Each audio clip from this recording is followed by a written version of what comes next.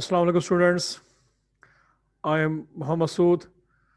This is class number 10 of Introduction to Computer Programming with C language. Today topic are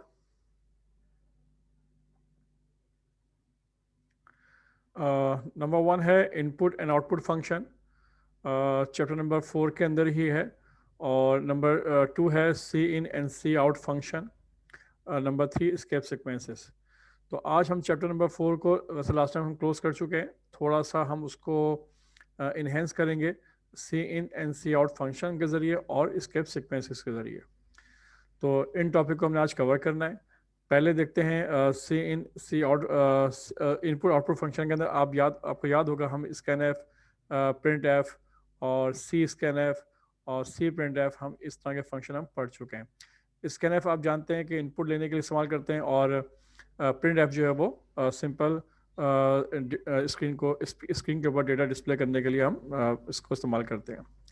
इन दोनों function को इस्तेमाल करने के लिए ज़रूरी है कि आप ऊपर टॉप के ऊपर एक फ़ाइल इंक्लूड करते हैं, वो है stdio.h हेडर फाइल। यानी इस हेडर फाइल के अंदर क्या है कि यानी कि सी प्रिंट एफ या सी स्कैन एफ या प्रिंट एफ और स्कैन एफ, इन फंक्शन की जो प्रोटोटाइप्स है या उनकी जो डिस्क्रिप्शन है और डेफिनेशन है, सब उस हेडर फाइल में या लाइब्रेरी के अंदर मौजूद है। तो इन फंक्शन को इस्तेमाल करने के लिए आपको जो है उस हेडर फाइल को इस्तेमाल करना पड़ता है। आज हम देखेंगे C in and C out function, कि ये भी देखिए फंक्शन है और इनको भी इस्तेमाल कर सकते हैं इनपुट आउटपुट के लिए। और इसका एक बेनिफिट ये होता है कि इसके अंदर हमें स्किप सीक्वेंसेस यूज़ नहीं करने पड़ते। याद रखिएगा कि सी इन सी आउट जो फंक्शन है ये स्टैंडर्ड इनपुट और आउटपुट स्ट्रीमिंग है। ठीक है, मैं यहाँ पे डेफिनेशन लिखी है सी आउट की। C out is a statement और object of the standard output stream that is use to display output. Clear. और इसके अंदर आप जो है फॉर्मेट स्पेसिफायर इस्तेमाल नहीं करते। क्लियर। डेटा की जो फॉर्मेटिंग होती है, जैसे कि आप जानते हैं कि हम डिफरेंट डेटा टाइप्स के लिए डिफरेंट फॉर्मेट स्पेसिफायर यूज़ करते हैं, तो यहाँ पर हमें एक फ़ायदा ये होता है कि उनकी हमें ज़रूरत नहीं पड़ती। क्लियर। इसी तरह से सी इन इज़ अ स्टेटमेंट और function of the standard input stream and is used to take standard input from the input stream like console and file। जब भी आपने किसी फाइल से डेटा को इनपुट लेना हो या कीबोर्ड से अगर आपने इनपुट लेना हो, कंसोल का मतलब होता है इनपुट लेना हो, तो कीबोर्ड से, तो फिर उसके लिए आप सी इन को इस्तेमाल करेंगे। और इसके अंदर भी याद रखिएगा कि आप जो है फॉर्मेट स्पेसिफाई इस्तेमाल आप ना करें, आप डायरेक्टली इसको इस्तेमाल कर सकते हैं। तो कैसे हम यूज़ करेंगे इसको हम ज़रा देखते हैं। अच्छा, इसको हम प्रैक्टिकल भी आज करके देखेंगे। उसके अलावा हम कुछ आउटपुट के अंदर कुछ स्पेशल कैरेक्टर्स होते हैं जिन्हें कहते हैं स्किप सीक्वेंसेस, वो क्या है उनको भी देख लीजिए आप, ताकि हम प्रैक्टिकल के दौरान उनको भी इस्तेमाल करके देखेंगे। ये स्किप सीक्वेंसेस हैं। इनमें से आपको याद होगा बैकस्लैश एन इस्तेमाल कर चुके हैं। बैकस्लैश एन का मतलब है न्यू लाइन। न्यू लाइन का मतलब है cursor move in new line, यानी कर्सर जो है वो नेक्स्ट लाइन के ऊपर मूव कर जाता है और उसके बाद जो भी आप मैसेज प्रिंट करते हैं वो उस न्यू लाइन के ऊपर प्रिंट करता है। क्लियर। इसी तरह से बैकस्लैश आर, इसका मतलब है कैरेज रिटर्न, और cursor move eight starting column, यानी कि कर्सर जहाँ भी होगा वहाँ से कहाँ पहुँच जाएगा, कर्सर जो है वो स्टार्टिंग कॉलम यानी कि कॉलम नंबर 1 पे पहुँच जाएगा। उसके बाद जो भी आप मैसेज प्रिंट करेंगे वो उसी पोजीशन से प्रिंट करना शुरू करेगा। क्लियर। यानी इन तमाम जो ख़ास तौर पर backslash n, backslash r, backslash b, back space, यानी cursor move at one character back, यानी एक कैरेक्टर बैक जो है कर्सर मूव कर जाएगा प्रिंट करने के बाद। तो ये हम आपको आज प्रैक्टिकली करके भी डेमोस्ट्रेट करके दिखाएंगे। बैकस्लैश टी क्या चीज़ है, इसका मतलब है हॉरिजॉन्टल टैब। इसका मतलब क्या होगा, मूव या डिस्प्ले 8 कैरेक्टर स्पेस, यानी कि अगर 2 वर्ड लिखे हुए उसके बीच में अगर मैं बैकस्लैश टी लिख दूंगा तो उसके दरमियान 8 कैरेक्टर का स्पेस आपको मिलेगा। क्लियर। इसी तरह से अगर आप डबल कोटेशन को प्रिंट करना चाहते हैं तो याद रखिएगा हम प्रिंट एफ के अंदर डबल कोटेशन को यूज़ करते हैं। तो डबल कोटेशन जो है वो बेसिकली प्रिंट एफ का एक हिस्सा, एक पार्ट बन जाता है। लेकिन अगर आप डबल कोटेशन को आप एज इट इज़ स्क्रीन के ऊपर डिस्प्ले करना चाहते हैं तो उसके लिए आप बैकस्लैश डबल कोटेशन यूज़ करते हैं। इसको हम कहते हैं डबल कोटेशन। तो डिस्प्ले डबल कोटेशन के लिए आप इस्तेमाल करोगे आप बैक स्लैश के साथ डबल कोटेशन। इसी तरह से अगर सिंगल कोटेशन डिस्प्ले करना है तो आप बैक स्लैश सिंगल कोटेशन को यूज़ करेंगे, और इसके लिए डिस्प्ले सिंगल कोटेशन को डिस्प्ले किया जाता है, उसका नाम है सिंगल कोटेशन। एक है back slash A. Back slash A किसके लिए? ऑडियो और बेल, यानी किसी भी स्टेटमेंट के ऊपर, किसी भी पोजीशन के ऊपर आप चाहते हैं कि यहाँ पर आपको बीप सुनाई दे, आपको जो है वो कोई भी बेल आपको आपका स्पीकर जो है वो उसको ट्यून करे, तो आप बैक स्लैश ए का ऑप्शन इस्तेमाल कर सकते हैं। क्लियर? उसके बाद है बैक स्लैश ज़ीरो। याद रखिएगा ये बैक स्लैश ज़ीरो है, ओ नहीं है, और इसका मतलब होता है नल या एम्प्टी, नथिंग, कुछ नहीं। कहीं पर भी आपने किसी चीज़ को आपने बिल्कुल एम्प्टी करना हो, या कहना चाहें कि इस जगह पे कुछ नहीं है इस बाइट के ऊपर या बिट के ऊपर, खैर वैसे बाइट की बात होती है कि इस बाइट पे कुछ नहीं है, तो वहाँ पर जो है आप बैक स्लैश ज़ीरो कर देंगे, तो उसका मतलब क्या है, उस बाइट पे कुछ भी नहीं होगा। क्लियर? अच्छा, उसके बाद नीचे है back slash x H H. इसका मतलब है, एच एच का मतलब है हेक्साडेसिमल नंबर। कोई भी जब आप हेक्साडेसिमल नंबर देंगे तो आप स्क्रीन के ऊपर कोई भी एस की सिंबल, यानी डिस्प्ले एस की सिंबल बाय हेक्साडेसिमल वैल्यू। जैसे कि आपको याद होगा कि मैंने कुछ कोड बताए थे डेसिमल में, जैसे ए का कोड था 65, क्लियर, और बी का कोड था 66। वो पूरा मैंने आपको एक पूरा टेबल आपको दिखाया था, जो कि 255 कैरेक्टर होते हैं एस की कोड के, और वो स्टैंडर्ड हैं हमेशा, उनको कहा जाता है American standard code interchange information. तो वो सिंबल है हमेशा। तो उन सिंबल्स के डेसिमल कोड मैंने आपको कुछ याद करवाए थे, जैसे ए का कोड था 65, बी का कोड था 66, इस तरह से सॉन जेड तक के आपका कोड आप इसको याद कर सकते हैं। उसके अलावा अगर आपको मैंने बताया था कि स्मॉल जो ए है उसका जो कोड है डेसिमल के अंदर वो 97 है। इसी तरह से जो स्मॉल बी है उसका कोड जो है 98 है। इसी तरह से मैंने आपको बैग स्पेस का कोड बताया था 32 है। एंटर का कोड मैंने आपको 13 बताया था। पूरा मैंने आपको एक टेबल आपको दिखाया था, आपको याद होगा, उस वीडियो को आप उस लेक्चर को आप रिकॉल कर लीजिएगा, तो वहाँ पे आप एस की कैरेक्टर्स देख सकते हैं। तो अगर आप एस की कैरेक्टर को डिस्प्ले करना चाहते हैं हेक्साडेसिमल नंबर से, यानी डेसिमल से नहीं बल्कि हेक्साडेसिमल, यानी कि जिसकी बेस 16 होती है, तो फिर उसको आप क्या करोगे, बैक स्लैश एक्स लिखोगे, और एच एच का मतलब है वो हेक्साडेसिमल नंबर जिससे आपने डिस्प्ले करके आपने उस कैरेक्टर को डिस्प्ले करना है, तो आप डिस्प्ले कर सकते हैं। यहाँ पर आपको उस हेक्साडेसिमल कोड आपको पता होने चाहिए। क्लियर? बहरहाल वो आप चार्ट देखेंगे तो उसमें तमाम कोड लिखे हुए थे, उनको आप एक दफ़ा उसको रिवाइज कर लीजिएगा। मैं फ़िलहाल आपको डेमोस्ट्रेट करके आज बताता भी हूँ। तो ये आज का टॉपिक था थ्योरेटिकल, कि ये हमें स्किप सीक्वेंसेस के बारे में पता होना चाहिए, और सी इन सी आउट जो कि स्टैंडर्ड इनपुट आउटपुट स्ट्रीम है उनके बारे में पता होना चाहिए। एक बात याद रखिएगा, इनपुट आउटपुट स्ट्रीम के अंदर जब हम काम करते हैं, प्रिंट करवाना चाहते हैं, तो इसकी जो हेडर फाइल है उसका नाम है iostream.h। उसको जब इंक्लूड करेंगे तो ये फंक्शन काम करेंगे, यानी ये स्टेटमेंट या ये ऑब्जेक्ट जो है वर्क कर सकते हैं, अदरवाइज इनको आप इस्तेमाल नहीं कर सकते। क्लियर? तो अब हम चलते हैं डेमोस्ट्रेशन की तरफ, जहाँ पे हम इन तमाम चीज़ों को डेमोस्ट्रेट करके बताते हैं। तो सबसे पहले आपने करना क्या है कि आपने अपने डॉस इन्वायरमेंट में, वो उसमें टर्बो सी इन्वायरमेंट में जाके देखें आप।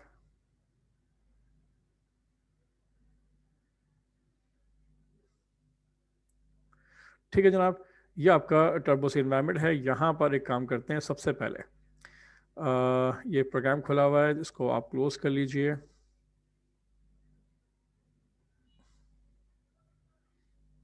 और किसी भी प्रोग्राम को आपने अगर क्लोज करना है तो ऑल्टर F3 यूज़ करते हैं आप। ठीक है, अब आपने नया प्रोग्राम खोलना है, फाइल पे जाइए, एंटर कीजिए और न्यू कर दीजिए, नई फाइल आपकी ओपन हो जाएगी। और F5 से जो है आप फुल स्क्रीन जूम कर सकते हैं अपनी टेक्स्ट एडिटर को। अब यहाँ पे आपने फ़िलहाल अभी आपने कोई फाइल आपने यहाँ नहीं लिखी और इंक्लूड नहीं की, डायरेक्ट आप कह रहे हैं वाइड मेन, और ये फंक्शन आपने यूज़ किया। ठीक है, और यहाँ पर आपको याद है जो लास्ट टाइम आपने फंक्शन यूज़ किया था वो था प्रिंट एफ। क्लियर? ये सिंपल प्रिंट एफ फंक्शन है जो कि आप इस्तेमाल कर चुके हैं। इसमें आपने लिखा, सपोज करें हेलो स्टूडेंट, ओके, और इसके बाद इसको आपने क्लोज कर दिया। अच्छा, इस के बाद आप एक और काम करते हैं, एक और लिखते हैं प्रिंट एफ, और इसके अंदर लिखते हैं आप just like Pakistan is a good country. Okay, तो ये आपने लिख दिया है। अब इस प्रोग्राम को आपने एग्जीक्यूट करना है। क्लियर? तो किस तरह से एग्जीक्यूट करेंगे? आप सिंपल पहले फाइल को सेव कर लीजिए, ऑल्टर एफ पे जाइए, सेव कीजिए, फाइल का नाम लिख देते हैं, सपोज करें आउटपुट 1। ठीक है, रन कीजिए कंट्रोल F9 से। तो इसमें देखें एरर आ रहा है। एरर क्यों आ रहा है? कि आपने जो प्रिंट एफ का फंक्शन इस्तेमाल किया है, इसकी आपने ऊपर हेडर फाइल या लाइब्रेरी जो है वो इंक्लूड नहीं की। अब जैसे कि आप जानते हैं कि इसकी जो हेडर और लाइब्रेरी फाइल है वो कौन सी है, वो है हैश इंक्लूड stdio.h।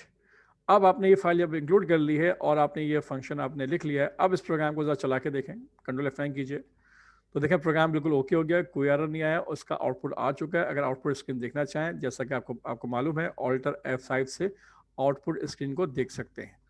तो आपने देखा मैसेज लिखा हुआ है हेलो स्टूडेंट्स, और यहाँ लिखा हुआ है Pakistan is a good country. Okay जनाब, अच्छा आपने 2 स्टेटमेंट लिखी थी, लेकिन जो उसका आउटपुट आ रहा है वो एक ही लाइन पे आ रहा है, पहली बात तो ये। तो अब आप क्या करोगे? याद रखिएगा, यहाँ पर अगर मैं \n लगा देता हूँ, \n का मतलब है कर्सर न्यू लाइन।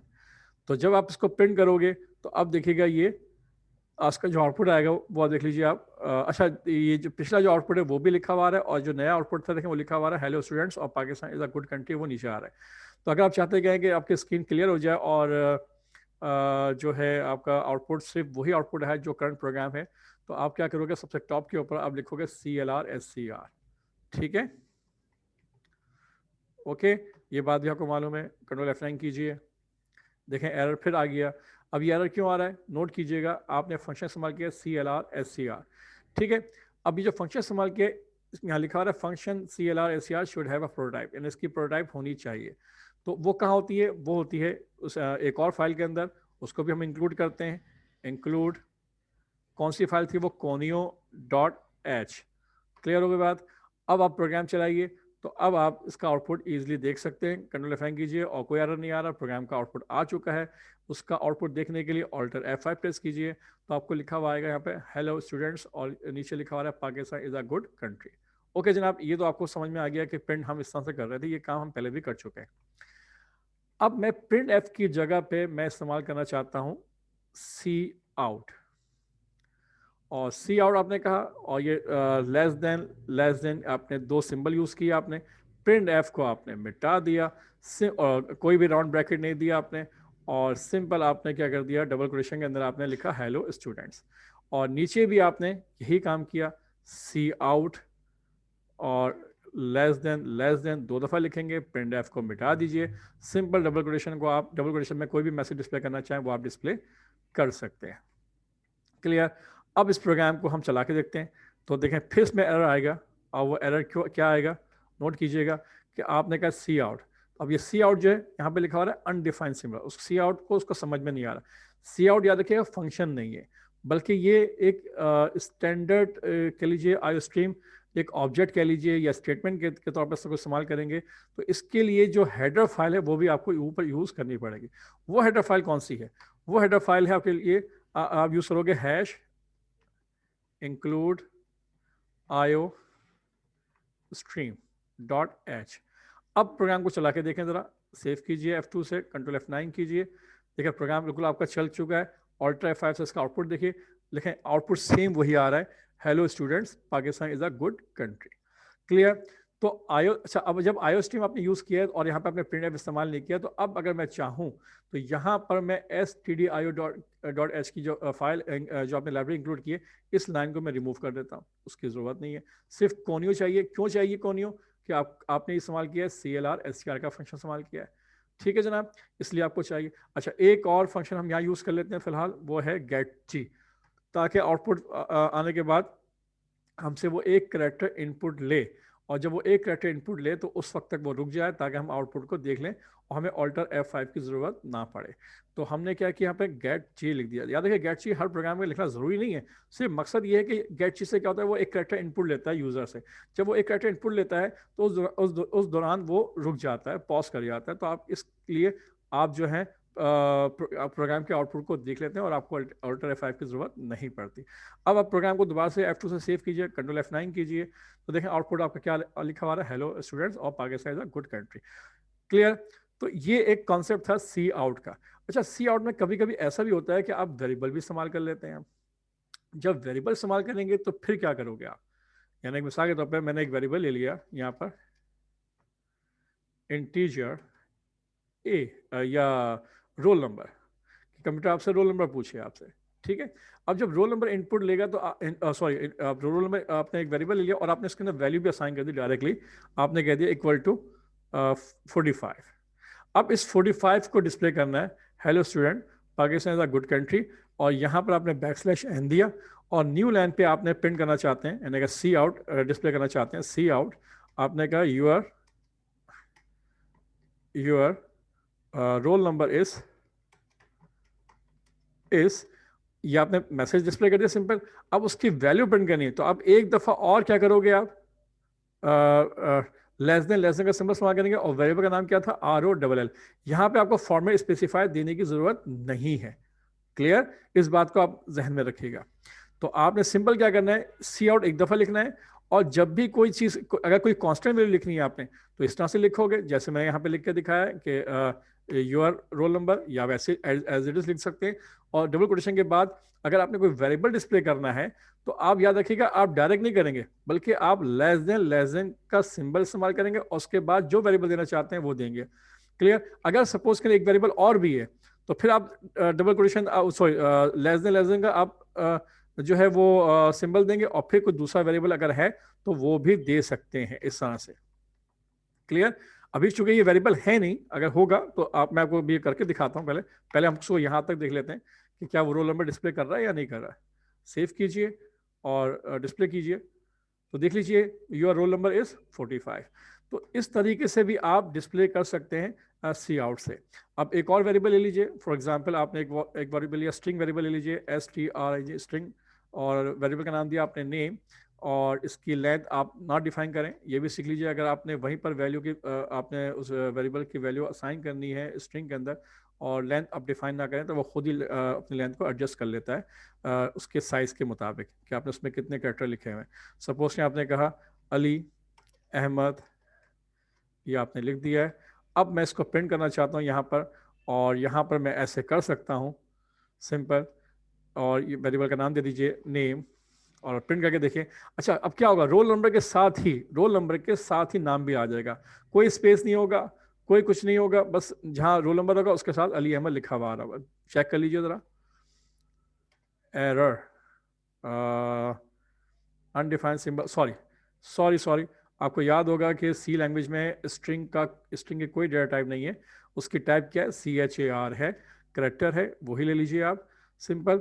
और ये जो एरे है, यानी कि जो आपने स्क्वायर ब्रैकेट लिखे हैं, इसका मतलब क्या है कि ये स्ट्रिंग है, एक करेक्टर नहीं बल्कि बहुत सारे करेक्टर, और बहुत सारे करेक्टर का मतलब क्या है, अली अहमद, यानी कि जितने भी करेक्टर लिखे हैं वो सबके सब कहाँ स्टोर हो गए, इस नेम में स्टोर हो गए। क्लियर हो गई बात? अब प्रोग्राम को चला के देखें जरा, कोई आउटपुट नहीं आया, लिखा हुआ है 45 और अली अहमद। अब 45 और अली अहमद के अंदर मैं गैप अगर चाहता हूँ तो आप गैप किस तरह से लोगे, इसके कई तरीके हैं। एक तरीका ये कि यहाँ पर आप क्या करें, बैक स्लैश लिखें और डबल कोटेशन डाल के यहाँ पे स्पेस दे दीजिए अपनी मर्जी से आप, ठीक है। फिर बैक स्लैश दीजिए और नेम दे दीजिए। अब क्या होगा देख लीजिए कि 45 लिखा हुआ है, उसके बाद स्पेस दिया, फिर अली अहमद दे दिया। अच्छा, अब यहाँ पे नोट कीजिएगा, इस जगह पे मैं टी इस्तेमाल करता हूँ, जैसे कि बता चुका स्किप सीक्वेंस के अंदर। टी का मतलब क्या है, टैब का मतलब क्या है, हॉरिजॉन्टल स्पेसेस, 8 कैरेक्टर का गैप आएगा रोल नंबर और नेम के दरमियान। तो चेक करके देखते हो जरा, यहाँ पर गैप नहीं आया। एक काम कीजिए, टी को एक दफ़ा और लिख के देखें और चला के देखें, देखें गैप आ गया। तो टी चूंकि वो एक स्पेस का करेक्टर दे रहा था, आपने टी 2 टाइम लिखा तो 8 करेक्टर का स्पेस आपको मिलेगा। क्लियर हो गई बात? तो इस तरह से अगर मैं टी एक दफ़ा और लिख दूंगा तो ये 8 करेक्टर और मजीद स्पेस दे देगा। क्लियर? तो टी का मतलब क्या है, टैब, यानी कि आप एक टैब के बाद मजीद 8 कैरेक्टर का वो स्पेस देगा। अगर 2 दफ़ा आप टी लिखेंगे तो 16 कैरेक्टर का वो स्पेस ऑटोमेटिकली आपको आगे प्रिंट कर देगा। तो आपने एक स्केप सीक्वेंस देखा टी और एक स्केप सीक्वेंस देखा _n। अच्छा, इसके बाद अगर सपोज करें कि मैं यहाँ पर सी आउट लिखता हूँ और सी आउट लिखने के बाद back slash sorry less then का सिंबल मैंने इस्तेमाल किया और यहाँ पर मैं लिखता हूँ सपोज करें कि माई क्लास इज टर्बो सी, ठीक है, या दिस इज क्लास टर्बो सी।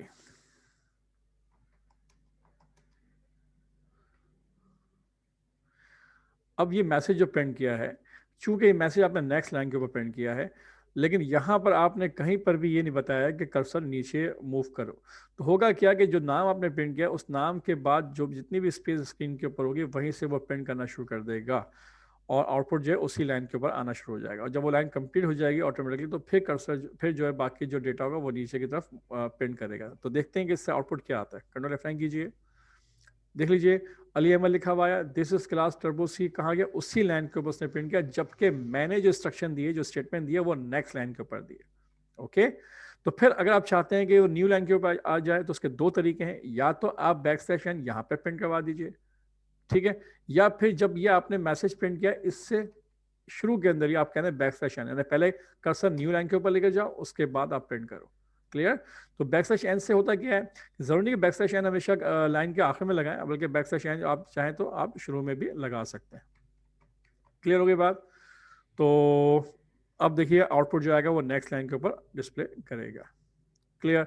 तो ये तो आपके सी आउट का फंक्शन था, जो कि मैंने आपको बताया कि सी आउट को इस तरह से भी आप लिख सकते हैं। इसके लिए जो आपको हेडर फाइल चाहिए वो आईओ स्ट्रीम चाहिए। अब हम बात करते हैं इनपुट लेने की, ठीक है। तो अब मैं रोल नंबर और नेम जो है वो इनपुट लेना चाहता हूँ और इनपुट लेने के बाद मैं प्रिंट करना चाहता हूँ। यहाँ पर जो वैल्यू मैंने कर दी थी, रोल नंबर की वैल्यू 45 वो मैंने फिक्स कर दी, नेम जो है मैं अली अहमद फिक्स कर दिया। अब मैं चाहता हूँ कि वो वैल्यू में से इनपुट ले। तो रोल नंबर मैंने वेरिएबल ले लिया और मैंने वैल्यू असाइन नहीं की। मैंने नेम का एक वेरिएबल ले लिया, उसकी लेंथ डिफाइन कर दी 20 कैरेक्टर, लेकिन इसके अंदर मैंने वैल्यू असाइन नहीं की। अब मैं दो वेरिएबल मैं क्या कर चुका हूँ, डिक्लेयर कर चुका हूँ और इसके अंदर मुझे वैल्यू इनपुट लेनी है। अब क्या करते हैं, इसको रिमूव कीजिए तमाम प्रोग्राम को। आपने पहले रोल नंबर इनपुट लेना है, आपने कहा C out less than double question में मैसेज लिखा आपने, enter your roll number. Okay, और इसके बाद आप यहाँ पे लिखते हो सी इन, और अब लिखोगे आप ग्रेटर ग्रेटर, चूंकि इस इनपुट करना चाहते हो तो यहाँ पे याद रखिएगा जो आपके पास सिंबल इस्तेमाल करेंगे वो ग्रेटर ग्रेटर का सिंबल इस्तेमाल करेंगे। और यहाँ पर आप वेरिएबल का नाम दोगे ROLL। याद रखिएगा अब यहाँ पे एस्केप सीक्वेंसेस की कोई ज़रूरत नहीं है। इसी तरह से आपने कहा C out less than double question में लिखा आपने एंटर योर नेम, और यहाँ पर आपने नेम इनपुट लेना चाहते हैं, और ये सिंपल आपने एक खूबसूरती के तौर पर आपने डॉट डॉट स्पेस दिया, इधर भी आप चाहें तो दे लीजिए ताकि आउटपुट का जो भी आपको आउटपुट डिस्प्ले हो वो एक बेहतर फॉर्म में डिस्प्ले हो। ठीक है जनाब, इसके बाद यहाँ पे आपने लिखा सी इन और ग्रेटर ग्रेटर का साइन आपने 2 दफ़ा दिया, और इसके बाद आपने वेरिएबल का नाम दिया नेम, और इसके बाद सेमीकोलन। क्लियर?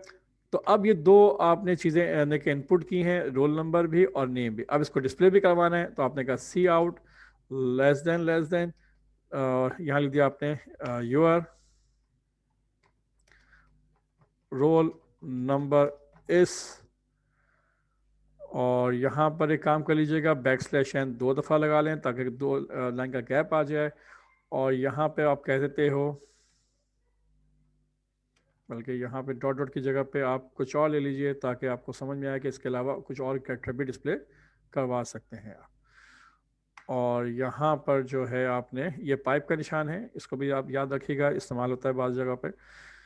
और यहाँ पर आपने डबल कोटेशन क्लोज किया, उसके बाद लेस देन 2 दफ़ा लिखा आपने, और इसके बाद वेरिएबल का नाम दे दिया ROLL और सेमीकोलन। ठीक है, फिर आपने सी आउट किया less than double quotation back slash N 1 दफ़ा, या चाहे तो 2 दफ़ा दे लीजिए अगर 2 लाइन गैप चाहिए, और फिर यहाँ लिख दीजिए योर नेम इज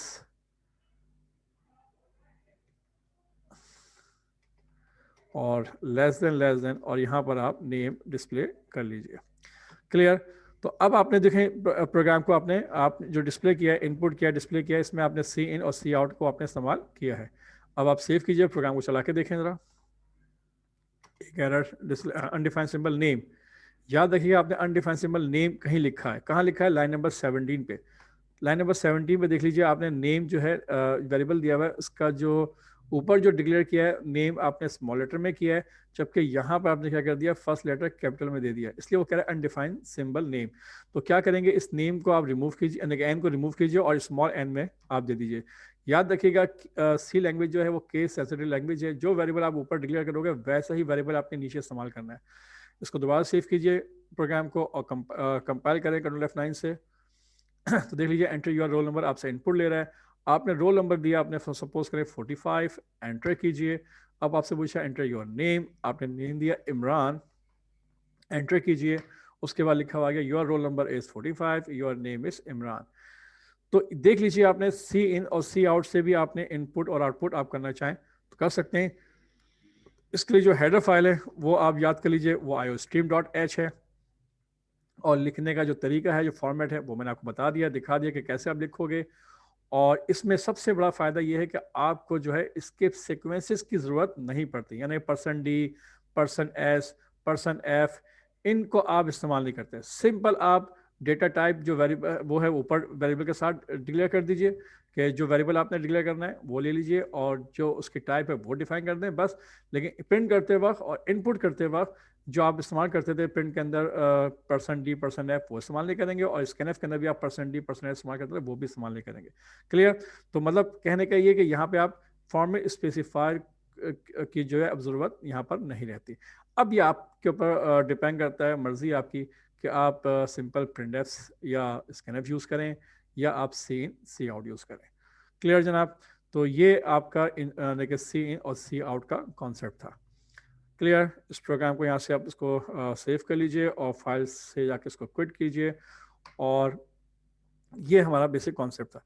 अच्छा, एस्केप सीक्वेंसेस के अंदर मैंने अभी तक आपको जो है सिंपल यानी कि जो चीज़ बताई है वो यानी कि \n और \t के बारे में मैंने आपको बताया है, यानी T फॉर टैब और \n से न्यू लाइन, इसको हमने देखा है। अब हम बाकी जो और स्केप सीक्वेंसेस हैं उनको भी हम देख लेते हैं ताकि उसको इस चैप्टर को कंप्लीट किया जा सके। तो उसके लिए फिर दोबारा से आप जाइए अपने टर्बो सी एनवायरनमेंट के अंदर,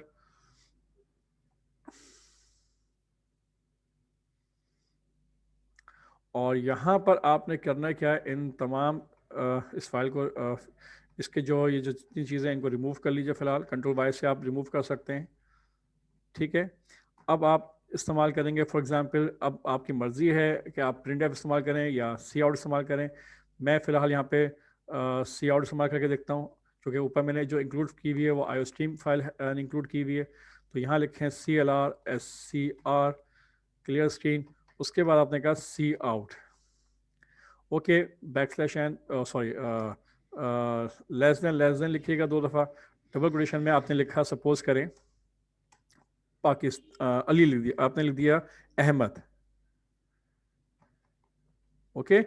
और इसके बाद आपने \n नहीं लगाया बल्कि \r लगा दिया आपने।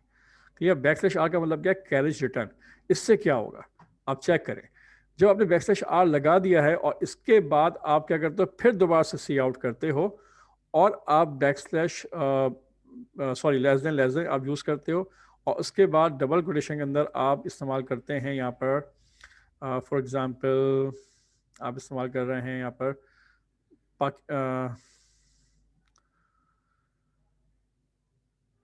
नदीम, ठीक है। और अब आपने यहाँ पे \n इस्तेमाल कर लिया, या इधर भी आप \r इस्तेमाल कर लेते हैं फॉर एग्जाम्पल, सिर्फ समझने के लिए। अच्छा, एक बात याद रखिएगा, अहमद आपने प्रिंट किया और आप नोट कीजिएगा, चले अभी आप \r हटा दें, अभी आप इधर से भी हटा दें फिलहाल, ठीक है। यहां पे लिख दीजिए आप मोहम्मद अहमद लिखा हुआ है, ठीक है। और अभी आपने यहाँ पे ना बैकस्लैश एन लिखा हुआ है, यहाँ पे कोई भी आपने स्केप सीक्वेंस लिखा हुआ। तो जब होगा क्या, आपने ये दो स्टेटमेंट लिखी हैं सी आउट और टू लाइन में लिखी हैं, लेकिन होगा क्या, आउटपुट जो है वो एक ही लाइन के ऊपर आएगा, क्योंकि आपने यहाँ पर आपने ये मेंशन नहीं किया, ये बताया नहीं कि कर्सर जो है न्यू लाइन के ऊपर जाना है। कंट्रोल F9 कीजिए। एरर क्यों आ रहा है भाई, सेमीकोलन भूल गए आप। देखें सी आउट के ऊपर आपने सेमीकोलन नहीं लिखा, आपने मिसिंग स्टेटमेंट उसने एरर दिया था। देख लीजिए, कंट्रोल F9 कीजिए, यहाँ पे एरर लिखा हुआ है स्टेटमेंट मिसिंग सेमीकोलन। इसका मतलब क्या है कि आपने सेमीकोलन कहीं पर भी आप मिस कर चुके हो। तो आप ऊपर जाइए, देख लीजिए, चेक कर लीजिए कि कहाँ पे आपने सेमीकोलन नहीं लगाया, वहाँ पे आप सेमीकोलन लगा लीजिए। उसके बाद फिर दोबारा फाइल को सेव कीजिए और प्रोग्राम को एग्जीक्यूट कीजिए। देखें आउटपुट लिखा हुआ है मोहम्मद अहमद नदीम, बिल्कुल ठीक, ऐसे ही आउटपुट आना चाहिए था। अब के मैंने यहाँ पे क्या कर लिया, अगर मैं बैकस्लैश एन करता तो लाजमी बात है नदीम नेक्स्ट लाइन के ऊपर आता, लेकिन यहाँ पे मैंने यूज किया बैकस्लैश आर।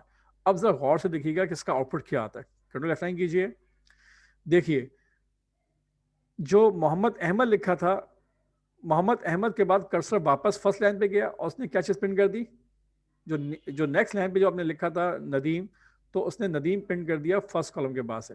तो आप नोट कीजिएगा कि जहां मोहम्मद था, एम था, वहां पे एन आ गया, जहां पे यू था वहां पे ए आ गया, जहां पे एच था वहां पे डी आ गया, जहां पे ए था वहां पे ई आ गया। इस तरह से जहां डबल एम था वहां पे देखिए ई एम आ गया, और इस तरह से आखिर का जो ए डी है वो बचा हुआ है। तो ये अब वर्ड क्या बन गया, ये नदीमत अहमद बन गया। ओके, तो बैकस्लैश आर का मतलब क्या है कि प्रिंट करने के बाद कर्सर जो है वापस कहाँ चले जाएगा, अपने अपने फर्स्ट कॉलम पे या उसी लाइन के फर्स्ट कॉलम पे मूव कर जाएगा, और फिर जो भी चीज़ प्रिंट करेंगे वो उसी करेक्टर से वो प्रिंट करना शुरू करेगा। तो इस बात को ध्यान में रखिएगा कि बैकस्लैश आर आपने कब लगाना है, ये आप सोच समझ के इस्तेमाल कीजिएगा। इसका मतलब होता है कैरेज रिटर्न, यानी कि जो आपका कर्सर है वो वापस कहाँ चले जाता है, फर्स्ट कॉलम पे मूव कर जाता है। ओके जनाब, बैकस्लैश आर का कॉन्सेप्ट क्लियर हो गया। अच्छा, बैकस्लैश एन का भी कॉन्सेप्ट आपको क्लियर है। अच्छा, बैकस्लैश एन बैकस्लैश एन और आर समझ में आ गया। अब आपके यूज कीजिए बैकस्लैश टी। अब क्या होगा चेक करते हैं जरा। देख लीजिए मोहम्मद अहमद और नदीम में एक गैप आ रहा है, विच बहुत सिंपल सा, लेकिन याद रखिएगा हमेशा एक टैब का फासला देता है, 8 कैरेक्टर का फासला आना चाहिए, या अगर सॉरी बाज़ जगह पे 4 कैरेक्टर का टैब देता है, बाज़ जगह पे 8 कैरेक्टर का। बैकस्लैश टी दीजिए और अब आप इसको रन करके देखें तो देख लीजिए यहाँ पर तकरीबन 8 कैरेक्टर का स्पेस आपको मिल रहा होगा अहमद और नदीम के दरमियान। ये बात क्लियर हो गई। तो जब भी अगर आपने दो वर्ड के दरमियान गैप देना है, मिसाल के तौर पर मैं बैकस्लैश टी यहाँ इस्तेमाल नहीं करता, मैं यहाँ इस्तेमाल कर लेता हूँ। चला के देखें, ये देख लीजिए आप, तो मोहम्मद और अहमद के दरमियान 8 कैरेक्टर का स्पेस आ गया। देख लिया आपने, क्लियर। अच्छा, अब यहाँ पे बैकस्लैश टी से इसका रिस्पॉन्स ये आपको मिला। देख लीजिए आप, मोहम्मद में के बाद 8 कैरेक्टर का स्पेस है और फिर अहमद है और फिर नदीम उसके साथ ही लिखा हुआ है। उसकी वजह क्या है कि यहाँ पे आपने कोई भी इन स्केप सीक्वेंस यूज़ नहीं किया, तो कर्सर यहीं पर मौजूद है। जो नेक्स्ट लाइन पे आपने लिखा है नदीम, वो उसी लाइन के ऊपर उसने वो प्रिंट करके आपको बता दिया। अच्छा, अब इसके बाद एक और चीज़ देखते हैं। फॉर एग्जाम्पल यहाँ पर मैं नदीम को जो है डबल कोटेशन में प्रिंट करना चाहता हूँ, तो बैकस्लैश डबल कोटेशन, ठीक है। और इधर भी अगर देना चाहते हैं बैकस्लैश डबल कोटेशन, तो अब देखिएगा आउटपुट कैसे आएगा। क्लियर, चला के देखें। देखें नदीम जो आ रहा है वो डबल कोटेशन के अंदर उसने प्रिंट किया। इसी तरह से आप डबल कोटेशन की जगह पे आप सिंगल कोटेशन को भी दे सकते हैं, तो वो सिंगल कोटेशन प्रिंट करेगा। इसी तरह से अगर आप बैकस्लैश को प्रिंट करना चाहें तो याद रखें बैकस्लैश का मतलब होता है स्किप सीक्वेंस। अगर आपने एक बैकस्लैश प्रिंट करना है तो आपको 2 टाइम बैकस्लैश लिखना पड़ेगा। एक बैकस्लैश का मतलब क्या, स्किप सीक्वेंस का की मीनिंग लेगा और उसके बाद दूसरा जो बैकस्लैश है उसका मतलब है उसको प्रिंट कर दो। तो अब देखें इसका आउटपुट क्या आएगा, बैकस्लैश बैकस्लैश। Okay, clear. तो इस बात को अपने माइंड में रखिएगा कि स्किप सीक्वेंसेस के अपनी ख़ास मीनिंग है, वो अपना ख़ास उसका उनका जो रिस्पॉन्स है वो प्रिंट करते वक्त आपको जो है डिफरेंट रिस्पॉन्स में या डिफरेंट एक्शन वो करेगा। अच्छा, अब इसी तरह से सपोज करें कि यहाँ पर आप डबल सिंगल कोटेशन प्रिंट कर लीजिए, चलें, और यहाँ पर आप एक हेक्साडेसिमल कोड प्रिंट करना चाहते हैं। हेक्साडेसिमल कोड कैसे प्रिंट करेंगे आप, याद रखिएगा बैकस्लैश आपने लिखा था x और यहाँ पे मैं कोड दे रहा हूँ 41 कोड याद रखिएगा, ये हेक्साडेसिमल में ए का कोड है, याद रखिएगा। हेक्साडेसिमल में, डेसिमल में जो है 65 है, और हेक्साडेसिमल में क्या है 41। अगर आप 65 का एलसीएम लीजिए आप और 16 से, तो उसका आंसर क्या आएगा 41 आएगा। नोट कर लीजिएगा, 16 4 64, और जो वैल्यू रिमेन बचेगी वो 1 बचेगी। तो इस तरह से 41 क्या है उसका जो है एलसीएम आंसर इस तरह से आता है। तो 41 इसकी कन्वर्जन होती है बकायदा हेक्साडेसिमल, देखिए डेसिमल से किस तरह से आप हेक्साडेसिमल में कन्वर्ट करते हैं, ये शायद आपने पढ़ा हो मैथमेटिक्स के अंदर। मैं फिलहाल अगर वो आपको आपके पास टेबल है जो एसकी कोड का जो टेबल आपको दिखाया था, तो वहां पर याद रखिए डेसिमल के अंदर भी नंबर लिखे हुए हैं, और हेक्साडेसिमल के अंदर भी लिखे हुए हैं, और ऑक्टल के अंदर भी लिखे हुए हैं, और बाइनरी में भी लिखे हुए थे, आपको याद होगा। तो मैंने वहां पे एक कोड था 41 इन हेक्साडेसिमल में, तो इसका आउटपुट क्या आएगा, ए आएगा, कैपिटल ए आएगा, याद रखिएगा, स्मॉल ए नहीं आएगा। चला के देखें प्रोग्राम को, तो इस तरह से आपने प्रिंट किया, तो यहाँ वैल्यू देखें कैपिटल ए डिस्प्ले हो रहा है। तो आपने \n, \r, \t, double quotation, \single quotation, \hexadecimal जो है कोड है वो आपने देख लिया। इसी तरह से अगर \a करेंगे तो आपको बेल सुनाई देगी, लेकिन आपको फिलहाल अभी ये आपको पता नहीं चलेगा, लेकिन जब इसको रन करेंगे तो आप का जो स्पीकर है सिस्टम का वो ऑन होगा, और आपको एक बीप आपको सुनाई आपको मिलेगी, आप उसकी साउंड सुन सकते हैं। अच्छा खैर, ये \a जो है बेल के लिए अगर एग्जाम में आ जाए कि \a स्केप सीक्वेंस क्यों इस्तेमाल करते हैं, तो आप उसको कभी का बीप अगर हम चाहते हैं कि ऑडियो उसकी मिले, तो हम \a इस्तेमाल करते हैं। क्लियर? तो मैं समझता हूँ कि ये जितने स्किप सीक्वेंसेस मैंने बताए हैं ये आपने देख लिए हैं, और अगर एक दो स्किप सीक्वेंस अगर रह गए हैं तो उनको आप खुद से प्रैक्टिस कीजिएगा और इंटरनेट पे जाकर सर्च कीजिएगा, ताकि वो स्किप सीक्वेंसेस को भी आप बाकायदा इस तरीके से इस्तेमाल करके देख सकें। ये बात क्लियर हो गई? ओके जनाब। तो आज हमने जो है स्किप सीक्वेंसेस के टॉपिक को भी और उसके कॉन्सेप्ट को भी हमने समझा, और उसके अलावा सी आउट और सी इन यानी इनपुट आउटपुट फंक्शन में जो चीज़ हम देख सकते हैं वो भी हमने उनको देखा। अच्छा, एक और चीज़ मैं आपको थोड़ी सी बता दूँ यहाँ पर फिलहाल, मिसाल के तौर पर यहाँ पे आपने \n लिखा है, तो यहाँ पर अगर आप पुट्स लिखना चाहें तो पुट्स भी आप जो है सिंपल आउटपुट के लिए इस्तेमाल कर सकते हैं, नहीं प्रिंट के लिए। जस्ट लाइक आपने लिखा, यहाँ पे लिख दीजिए आप, सपोज करें अलीगढ़ इंस्टीट्यूट ऑफ टेक्नोलॉजी, ठीक है जनाब। तो मैं पुट्स से भी मैं मैसेज प्रिंट कर सकता हूँ, लेकिन अब पुट्स के लिए देखना पड़ेगा कि हेडर फाइल कौन सी इस्तेमाल होगी। इसको रन कीजिए, एरर दे रहा है, देखें पुट्स के फंक्शन की जो हेडर फाइल है वो यहाँ मौजूद नहीं है, उसको इंक्लूड करना पड़ेगा। वो कौन सी है याद रखिएगा, उसके लिए आप क्या करोगे, एक फाइल है वो है #include stdio.h, इस फाइल को आप इंक्लूड करेंगे। इसमें याद रखिएगा printf, scanf और जो पुट्स है, गेट्स है, ये तमाम फंक्शन जो हैं ये stdio में इनकी जो प्रोटोटाइप्स है या इनकी जो डिस्क्रिप्शन डेफिनेशन है वो यहाँ पर मौजूद होती है। क्लियर जनाब? अब प्रोग्राम को चलाइए, देखिए इसका आउटपुट देख लीजिए आप, देखें अलीगढ़ इंस्टीट्यूट ऑफ टेक्नोलॉजी ने डिस्प्ले करके आपको बता दिया। तो आप सिंपल पुट से भी कोई मैसेज डिस्प्ले करना चाहें तो आप डिस्प्ले कर सकते हैं। Any problem? ओके जनाब। और बस याद रखिएगा पुट्स के अंदर एस्केप सीक्वेंसेस इस्तेमाल नहीं होंगे। ओके, इस बात को आपने अपने माइंड में रखिएगा कि यहाँ पर कोई भी एस्केप सीक्वेंस इस्तेमाल नहीं होगा।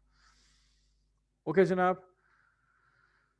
तो अच्छा, पुट से अगर कोई वेरिएबल आपने दिया हुआ है उसको प्रिंट करना चाहते हैं, मिसाल के तौर पर यहाँ पर आपने एक वेरिएबल लिया हुआ है, अच्छा पुट जो है सिर्फ स्ट्रिंग के लिए, तो आपने यहाँ पे एक वेरिएबल दिया हुआ है करेक्टर, और आपने वेरिएबल का नाम दिया नेम, और इसमें नाम आपने लिखा हुआ है इमरान खान। तो इसको अगर प्रिंट करना चाहें तो सिंपल याद रखिएगा, नीचे आप प्रिंट कर सकते हैं पुट्स, और यहाँ पे वेरिएबल को आपने अगर डिस्प्ले करना है तो सिंपल आप उस वेरिएबल का नाम दे दीजिए, और इसको आपने डबल कोटेशन में नहीं लिखेंगे, याद रखिएगा। चला के देखें तो देखें अलीगढ़ इंस्टीट्यूट ऑफ टेक्नोलॉजी लिखा आपने, और इमरान खान लिखा हुआ कहाँ गया, नीचे लिखा हुआ आ गया, उसकी वैल्यू लिखी हुई आ गई इमरान खान। अगर इसको डबल कोटेशन में लिख देंगे तो याद रखिएगा ये नेम प्रिंट कर देगा, नेम की वैल्यू प्रिंट नहीं करेगा। क्लियर?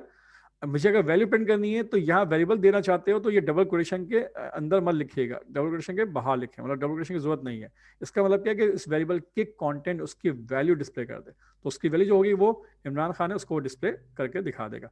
और यहाँ पे आपने एक बात और नोट की कि यहाँ पे मैंने \n भी इस्तेमाल नहीं किया, तो वो ऑटोमेटिकली कर्सर कहाँ गया, नीचे उसने प्रिंट कर दिया है। तो पुट्स के अंदर याद रखिएगा न्यू लाइन पे जाने के लिए \n की जरूरत नहीं पड़ती, जबकि प्रिंट एफ के अंदर और सी आउट के अंदर जब भी आपको न्यू लाइन पर कर्सर लेके जाना है तो आपको लास्ट के अंदर \n लिखना पड़ता है। ओके, शुरू में कह लीजिए, शुरू में भी आप लिख सकते हैं या आखिर आने के कॉलम पे भी आप ये लिख सकते हैं \n, ठीक है, लेकिन पुट्स में इसकी ज़रूरत नहीं होती। ओके जनाब, तो आपने पुट्स को भी देख लिया, सी आउट को भी देख लिया, प्रिंट एफ को भी देख लिया, और इसके अलावा जो एस्केप सीक्वेंसेस हैं उनको भी मैंने आपको बता दिया, डिस्क्राइब कर दिया है। उम्मीद है कि आपको काफ़ी कुछ आज समझ में आ गया होगा। अब सी पे आपके लिए काम करना थोड़ा आसान हो जाएगा। जब इनपुट आउटपुट फंक्शन आप लोग पढ़ लेते हैं तो बहुत सारी चीज़ें आपके लिए आसान हो जाती हैं। क्लियर जनाब? तो जनाब आज हमने जो है इनपुट आउटपुट के फंक्शन को हमने आज क्लोज कर लिया है, और इसके साथ साथ जो है हमने एस्केप सीक्वेंसेस को भी देख लिया, और पुट्स फंक्शन को भी एक बार हमने यहाँ पर प्रिंट कर इसको इस्तेमाल करके देख लिया है। तो इंशाल्लाह अब हम नेक्स्ट क्लास में हाजिर होंगे, तब तक के लिए अल्लाह हाफिज़।